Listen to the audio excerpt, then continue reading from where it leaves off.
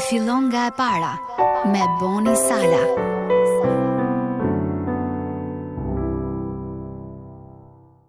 Prandaj, eja të bëjmë një beslidhje midis teje dhe meje, dhe që ajo shërbeft si dëshmi midis teje dhe meje.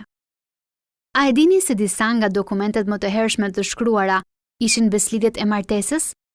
Që në fillim të historisë njerëzore, njerëzit e kanë kuptuar se nëse diçka nuk regjistrohet dhe dëshmohet publikisht, ne priremi të harrojmë kushtet e marrëveshjeve. Megjithatë, një beslidhje martese shkon përtej regjistrimit të kushteve të një marrëveshjeje. Beslidhjet janë marrëveshje që synohen të zgjasin për gjithë jetën. Kjo është pjesë e arsyes pse ceremonia tradicionale e dasmës në kish përfshin fjalët derisa vdekja të na ndajë. Në traditën biblike, marrëveshjet martesore të beslidhjes janë të bekuara nga Perëndia.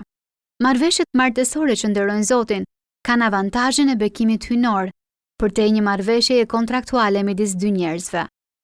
Perëndia është shumë serioz në lidhje me beslidhjet, duke pohuar shpesh se pjesa e tij e një beslidhjeje me njerëzit është e përjetshme.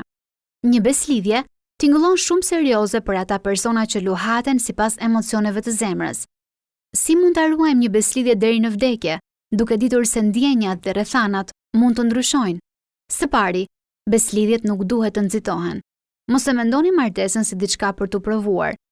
Para se të takoheni, duhet të vlerësojmë nëse jemi të interesuar për një angazhim më serioz. Megjithatë, martesa ka edhe të panjohura. Në një beslidhje atë që Bibla e quan litar tresh, nuk jeni vetëm, edhe kur jeni në mosmarrëveshje me partnerin tuaj. Kur Perëndia është pjesë e beslidhjes suaj, mund të mbështeteni tek ai për forcë për të qëndruar besnik ndaj saj, sepse beslidhja e martesës është ideja e tij. Ndoqët një moment reflektimi nga Boni Sala. Fillon nga e para me Boni Sala.